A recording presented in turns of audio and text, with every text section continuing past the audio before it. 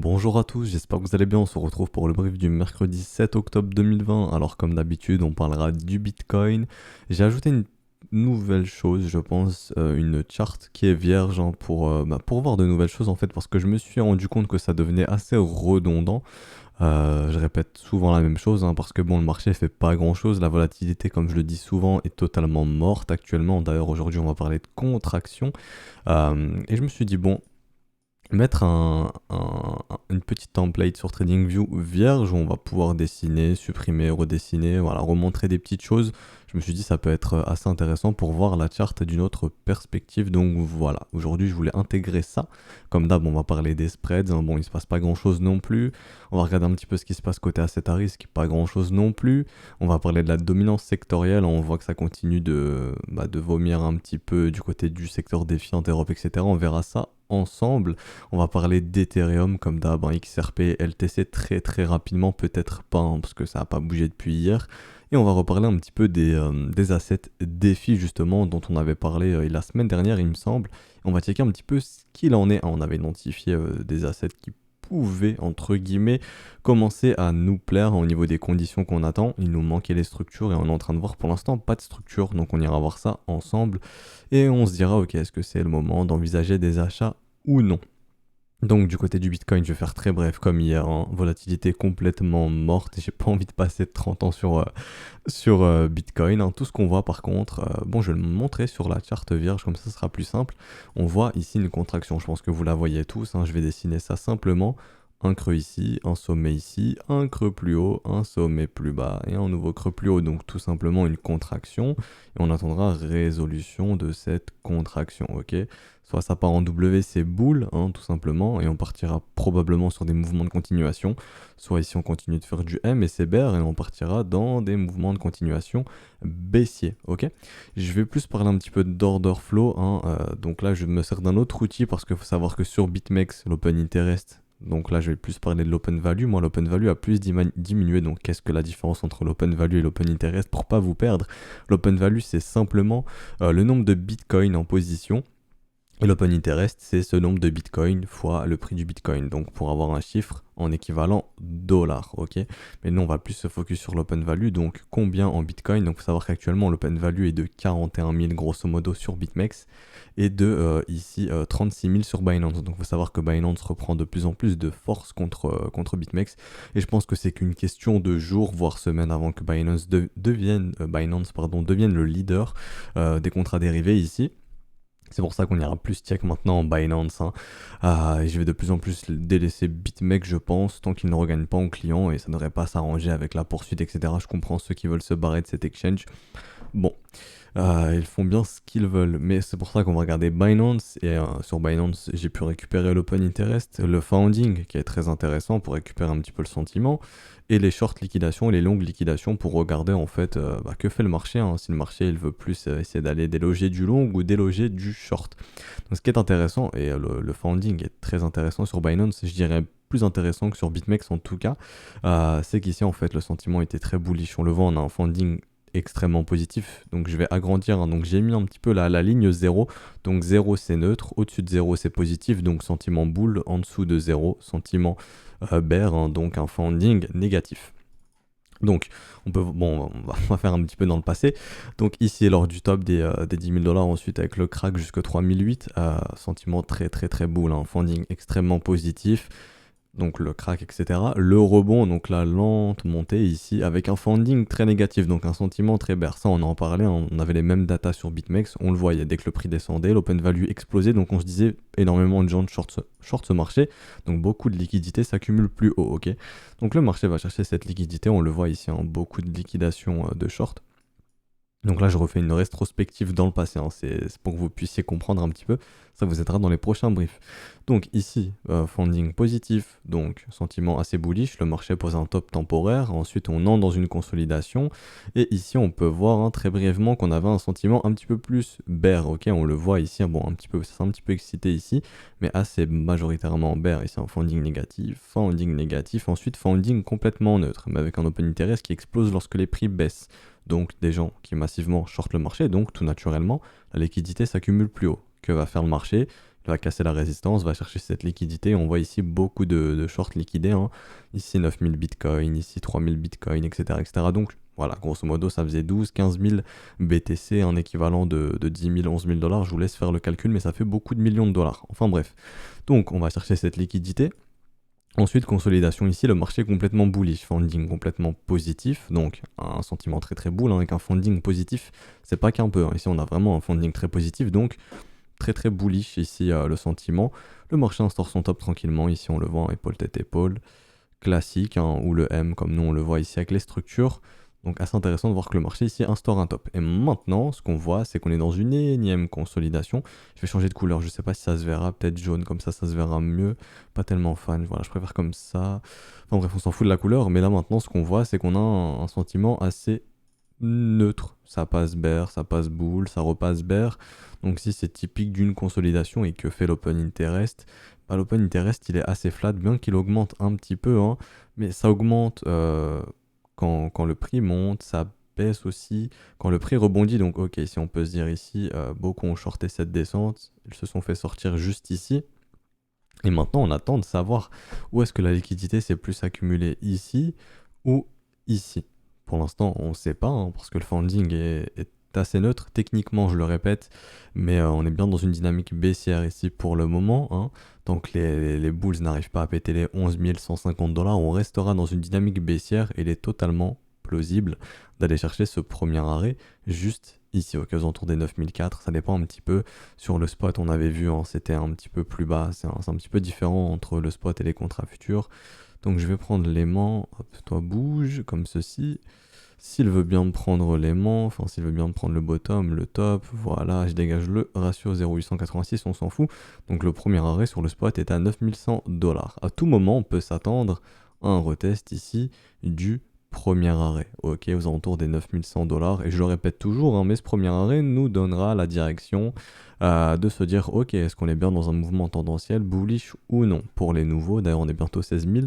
Pour les nouveaux, je vais vous réexpliquer un petit peu. Il faut savoir que quand Bitcoin est dans un mouvement tendanciel, hein, donc dans un bull market, comme vous l'appelez, et comme je vais l'appeler aussi, hein, clairement un bull market, Bitcoin ne retrace jamais sous premier arrêt. On a déjà fait l'exercice ensemble, mais on va le refaire pour les nouveaux. Il faut savoir que lorsque Bitcoin trouve son bottom, il ne retrace jamais sous le premier arrêt. C'est simple, c'est simplement les concepts de marché en tendance et de marché en range. Dans un bull market, vous avez un marché qui est en tendance haussière, donc tendance bullish. Donc le BTC ne retrace pas sous ce premier arrêt. On le voit ici, hein, on prend le bottom ici qui a été trouvé aux alentours des 150 dollars d'ailleurs avec ce magnifique W monthly, magnifique structure, hein, pour redémarrer un cycle haussier. On le voit ici, premier arrêt maintenu, même si on fait de la petite mèche, non, premier arrêt il tient bien. On prend ce top juste ici, premier arrêt maintenu, ok. On prend ce top juste ici, premier arrêt encore maintenu. On a toujours l'information qu'on est dans un mouvement tendanciel bullish. Donc l'objectif des bulls, aller chercher de nouveaux sommets, c'est simple et c'est ce qu'ils font, hein. Nouveau sommet ici, nouveau sommet ici, nouveau sommet ici. On va checker maintenant sur le top des 3000 dollars. On a déjà fait l'exercice avant, mais là c'est plus pour les nouveaux. Et pour le rappeler aussi, hein, pour les anciens. Ici, un petit peu le drop sur les 1800 dollars. Premier arrêt est maintenu, on réavale ça directement et on va chercher quoi? Nouveau sommet. On refait le même exercice. On va chercher 5000 dollars. Buy in China de mémoire ici en septembre 2017. Voilà, c'est ça. Premier arrêt, opportunité. Pour JP Morgan était rentré pour ses clients sur GBTC. On le voit, hein, donc JP Morgan c'est un fonds institutionnel, une banque bien entendu. Donc ici, premier arrêt maintenu, on va chercher un nouveau sommet. Ici, le sommet, ici, Bitcoin Segwit, il me semble, hein, ou Bitcoin 2X, voilà, c'était Bitcoin 2X. Le premier arrêt ne cède pas, toujours un mouvement tendanciel bullish, on va chercher un nouveau sommet. Vous avez compris un petit peu comment fonctionne un réel bull market, ok? Ici, on le voit, retour premier arrêt. On rebondit, donc les boules se montrent, mais là ici on rentre dans la stratégie blow off top où on a bien le retour brutal premier arrêt, rebond en zone de rechargement de short, hein, juste ici, et ensuite on structure notre M weekly qui nous invite, enfin qui nous dit ça y est maintenant les bulls sont off, on repasse bien dans un bear market, ok. Donc là on a eu la confirmation lorsque ce niveau a pété ici qu'on était bien dans un bear market, en structure, et tout simplement le premier arrêt qui a cédé. On peut faire la même chose dans le sens inverse de se dire jusqu'à quand on est dans un réel bear market, bah c'est simple. On regarde, on prend top, bottom. Ici, premier arrêt, est-ce que le premier arrêt cède? Non, le premier arrêt est bien maintenu par les bears. Objectif des bears, aller chercher plus bas. Ils vont le faire, hein, ils vont chercher plus bas jusqu'ici, jusqu'à ce que ce premier arrêt cède. Ici, le premier arrêt a cédé, retour en zone de rechargement de short. Donc là, on a l'information qu'on n'est plus dans un mouvement tendanciel qui est baissier, mais plutôt dans un marché en range. Donc on va bien chercher cette zone de rechargement de short, hein. Et maintenant, le marché ne fait plus grand-chose. On peut faire la même chose ici, on prend le bottom, le top, de se dire, ok, est-ce qu'on était dans un bull market? Bah non, ici, cassure du premier arrêt, structure de M, ici, donc si on prend ce mouvement ici, hein, on a bien l'information que ça, ici, c'était pas le début d'un bull market. Le premier arrêt a cédé, pas de bull market ici, ok? On regarde la même chose à l'heure actuelle, c'est de se dire maintenant, est-ce que le premier arrêt va tenir? Est-ce qu'on est réellement dans un bull market? Donc dans un bull market, ce qu'on voudrait voir, hein, c'est ce premier arrêt ne jamais céder, toujours être maintenu pour aller chercher plus haut. Et dans un bull market, l'opportunité maximale qui vous sera offerte, c'est tout le temps ce premier arrêt. Le marché n'ira pas plus bas, ok? C'est aussi simple que ça. Donc dans un bull market, ça ne va pas sous le premier arrêt. Et maintenant, comme je le répète, est-ce que ce premier arrêt va tenir ou non? S'il cède, on aura l'information que non, on n'est pas dans un bull market pour le moment. Il faudra mettre une croix sur le scénario bull market, hein, et le marché reviendra probablement faire du business ici, parce qu'on le voit, il y a encore beaucoup de business à venir effectuer ici. Est-ce que le marché va venir faire du business dans ces zones? J'en sais strictement rien du tout. Mais ce que je vois, c'est que le marché peut totalement décider de revenir faire du business dans ces zones, ok? En log, c'est la même chose, hein. Donc je suis assez fan, enfin je deviens assez fan justement des concepts de FIB en log. J'aime beaucoup, hein. Euh, ça me plaît énormément en fait. Faut savoir que c'était pas dispo avant sur TradingView, mais j'essayais déjà de le faire en 2017 parce que je me suis dit ça peut être très intéressant. Et TradingView ont mis ça, donc on peut tracer des fibres en logs et je trouve ça très très intéressant. Et là ce qu'on voit c'est pareil, retest du premier arrêt W weekly, donc sur une échelle logarithmique, si on prend ce mouvement entier ici, on peut se dire que tant que ce premier arrêt ne cède pas, donc tant que les 3000 $ ne cèdent pas, hein, l'objectif des boules c'est d'aller péter les 20 000 et au final de poursuivre. Alors est-ce que ici on est dans une énorme consolidation comme ceci avant de partir sur des mouvements de continuation qui iraient chercher des niveaux stratosphériques, hein, je sais pas, 100 000, 200 000, 300 000, qui sait? Ou est-ce que non, Bitcoin est en train d'instaurer un top majeur? Ici, c'est une zone de distribution. Le premier arrêt cédera et ensuite pour aller faire un petit tour dans la zone de rechargement qui peut vous paraître super basse, hein, je peux l'entendre, je peux le comprendre, mais le marché fera ce qu'il a à faire. Mais voilà, c'est juste pour vous remontrer un petit peu les concepts, hein, de ranging et trending market, donc de marché en range en français et de marché en tendance. Simplement des concepts ici de range et tendance. Je voulais expliquer un petit peu ça. Je voulais revenir aussi un petit peu sur la fameuse trendline que je vois partout et on va reparler des concepts de trendline, hein, qui sont très très importants. Euh, un break de trendline, je le répète, ce n'est jamais suffisant. Donc oui, on a bien eu ici le break de la trendline, mais ce que vous voulez voir derrière cette trendline, c'est du W, c'est pas du M que nous fait le marché, du M. Et rappelez-vous ce qu'il est très très probable de voir lorsque le marché décide de structurer du M de l'autre côté de la trendline, c'est soit de la relonger, soit de repasser dessous, ok? C'est pour ça qu'un break, ce n'est jamais suffisant. Ce qu'on veut voir, c'est du W se montrer. Donc si le marché ici vient casser ici, qu'on fait du W comme ça, là on aura le W de l'autre côté de la trendline, et là ça sera très très très intéressant pour les bulls, qui montre qu'on a une acceptation du prix de l'autre côté de cette trendline, hein, et qu'on est bien prêt à partir sur des mouvements de continuation. Bon, ça on en parle depuis plusieurs mois maintenant, hein, des concepts de trendline, bah, depuis le début de toute façon de la chaîne. Mais c'est très très important, un break de trendline, ce n'est jamais suffisant. On peut reprendre exactement les mêmes breaks qu'on a vus précédemment et dont on se méfiait, hein. Par exemple, ce break ici, on disait attention, le break c'est pas suffisant, ce qu'on veut voir c'est du W de l'autre côté. On n'en voit pas, on revient longer, on repasse dessous, jusqu'à ce qu'on ait la structure ici, hein, qui était assez intéressante pour poursuivre sur ce rallye, ok? Donc c'est pour ça d'ailleurs on est bien revenu longer la trendline par derrière. Mais ce qui est très important, c'est de voir le W, ok, de l'autre côté de la trendline. Voilà, je voulais parler un petit peu de ça. Ça, à la limite, on peut le laisser, hein, ça peut être intéressant. Mais pour le Bitcoin, voilà, je voudrais expliquer un petit peu quelques concepts pour changer un peu, pour pas que ce soit tellement redondant. Mais pour être honnête, je vois pas grand chose d'autre à dire, hein. On peut aller voir un petit peu au niveau de l'order flow, c'est simple. Vu qu'on est dans une contraction, la liquidité s'accumule sous ces creux ici, hein, et tout comme la liquidité s'accumule au-dessus de ces sommets. Et pour l'instant, personnellement, je vois pas d'informations qui pourraient me dire ah, ok, c'est plus bear que bull, donc on peut plus aller chercher de la liquidité au sud ou Oh non, en tout cas ici c'était clair, un sentiment très très bullish, mais là c'est plus neutre ici, hein, vraiment négatif, positif, neutre. Bon, c'est assez, c'est assez neutre et on attendra justement résolution de cette contraction. Et donc c'est bien la zone de combat qu'on a matérialisée depuis longtemps. Donc je vois pas grand chose d'autre à dire de ce côté-là, ça a pas bougé. Donc ça on peut quitter pour le moment, on s'en fiche un petit peu. Du côté des spreads, tant qu'on ne reverra pas de W, je le répète, on n'aura pas l'information que la demande est croissante dans ce marché. Donc ce sera pas encourageant pour les bulls, hein. Et si on vient péter ce niveau, même ça serait très très inquiétant pour les bulls justement. On aura l'information que la demande continue de se casser de ce marché. Et ce qu'on veut voir dans un mouvement baissier, rappelez-vous, c'est un marché aller chercher des spreads en backwardation, hein, et continuer d'instaurer du M qui nous montre que l'offre est supérieure à la demande. C'est la même chose sur l'Ether, LTC et BTC, et les spreads nous traduisent la même information. On attend résolution, hein, justement de cette zone de combat. Les spreads ne font pas grand chose. Du côté asset à risque, bon, il se passe pas grand chose non plus. On est toujours en train de poursuivre ce rebond. Moi, ce qui va m'intéresser, c'est de voir si S&P va instaurer justement un sommet de marché ici dans cette zone de rechargement de short, hein. Si on va instaurer le sommet de marché qui sera confirmé ici, hein, si jamais un M prend forme ici, ce serait très inquiétant côté S&P. Et là, on pourrait avoir un retracement dans un premier temps, probablement premier arrêt, voire zone de rechargement ici. Et on verra comment BTC réagit à ça. Mais pour le moment, je vois rien de plus à dire côté S&P 500, hein. Vraiment, je vois rien de plus à dire de ce côté-là. Donc voilà, je pense que pour tout ce qui était BTC, etc., c'est terminé. On va plus repartir un petit peu sur la dominance sectorielle. Donc, est-ce qu'on peut se dire ça y est, les capitaux reviennent dans les alts? Du côté du secteur défi, non. Du côté secteur interop, non. Du côté des smart contracts, si un W prend vie ici, peut-être. Mais pour le moment, pas le cas, donc pour l'instant, non.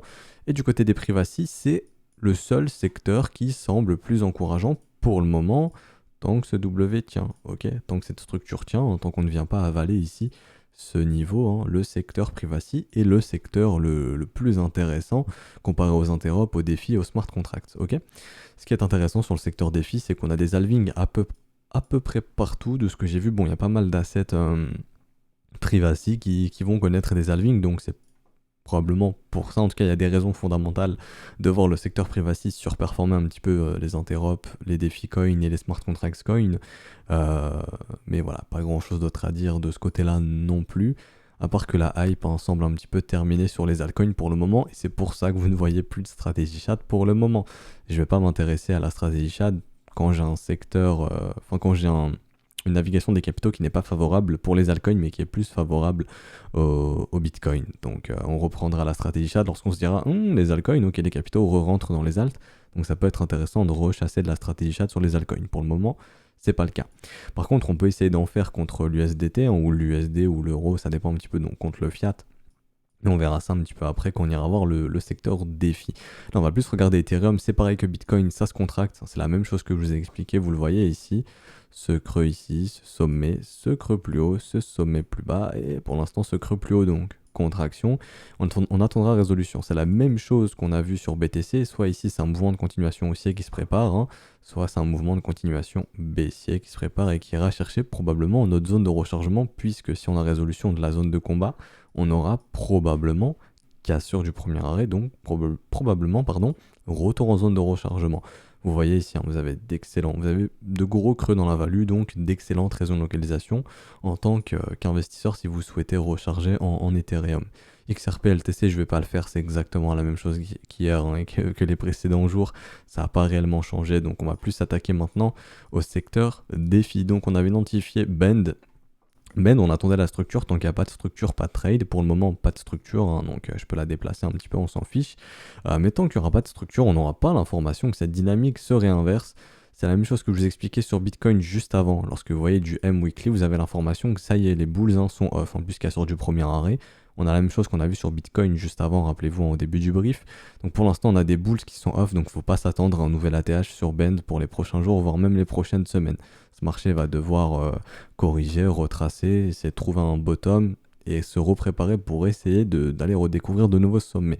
Donc vous attendez pas à de nouveaux sommets sur Bend, en tout cas c'est mon avis personnel et c'est ce que la charte m'indique. Et est-ce que pour le moment on a un signe de bottom? Pour le moment non, on a juste l'information que le momentum ici perd de sa force sur ce mouvement baissier, mais pour le moment c'est tout et c'est pas suffisant.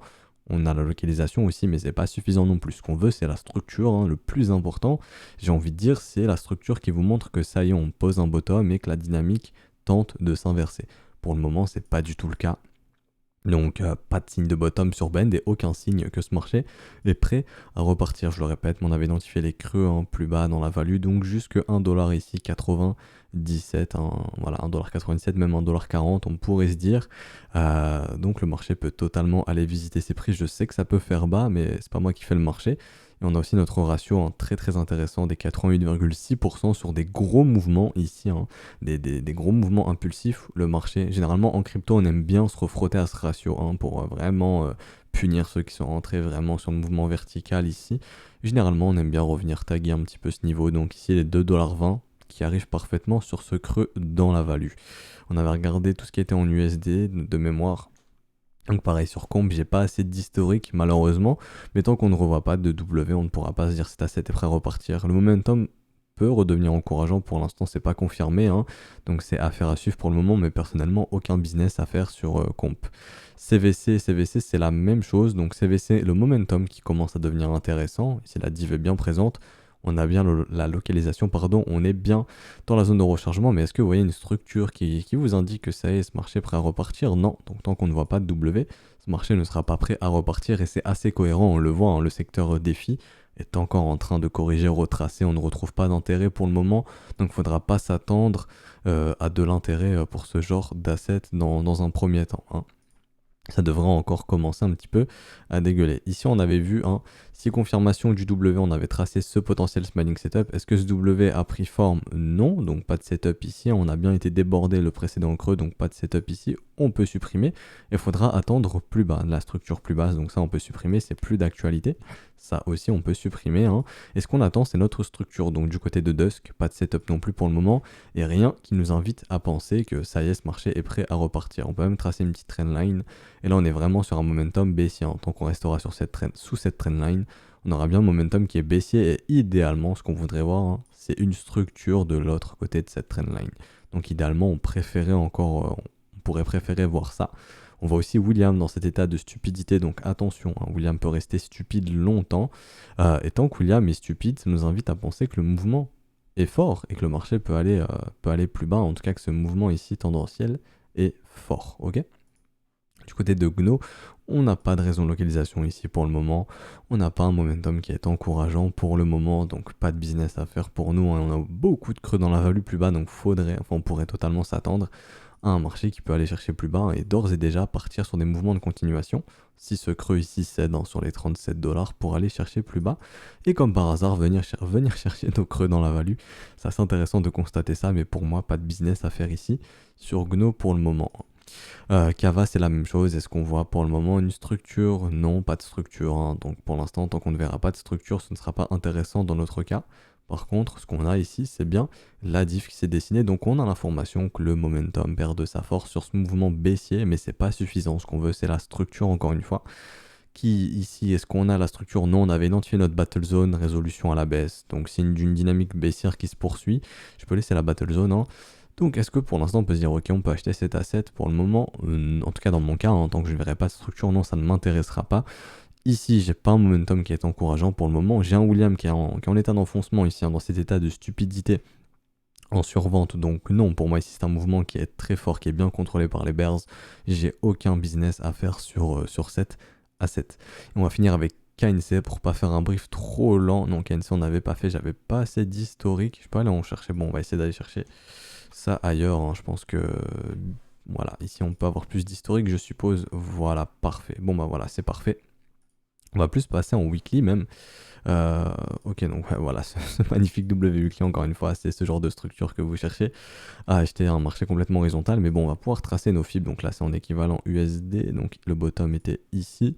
Je place mon fib, je vais rajouter très rapidement le ratio des 0,886 comme ceci. Donc on est sur le ratio doré, c'est intéressant de voir le rebond sur le ratio doré, mais pour le moment on s'en fout. On va plus aller en daily nous.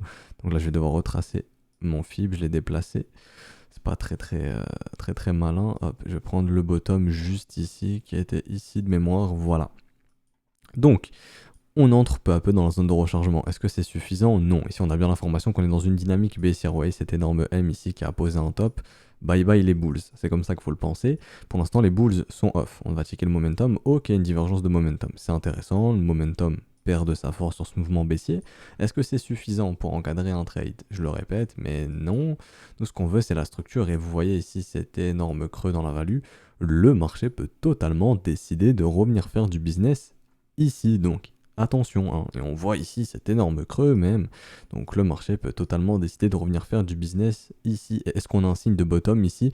Pour le moment, non. Donc, du côté de KNC, pas de signe de bottom. Et ce qu'on voudrait voir, c'est encore une fois les concepts basiques, hein, tout simplement, c'est de voir du W et idéalement de le voir se dessiner de l'autre côté de la trendline. Là, ça serait très très encourageant. Et lorsqu'on verra ça, on se dira ok, c'est assez prêt à repartir, on peut déclencher des stratégies, que ce soit smiling setup ou smiling setup avec prise de profit shad ou stratégie shad ou une prise de profit en stratégie shad avec un stop sous la structure. Bon, on peut faire plein de variantes, on peut déclencher plein de stratégies, ça dépend un petit peu de vous et on va de plus en plus commencer à introduire toutes les stratégies possibles, hein, pour tous les profils différents, pour les profils qui ont vraiment une adhérence au risque qui est très faible, qui sont assez rapidement anxieux, stressés, et on va pouvoir parler de tous ces profils, hein, parce que je sais que la stratégie shad est adaptée à beaucoup d'entre vous, mais vous avez un peu de mal à respecter les concepts simples, hein, qui sont 3-5% maximal sur une stratégie shad. Je sais que beaucoup vous mettez 15-20% de capital, ce qui est beaucoup trop.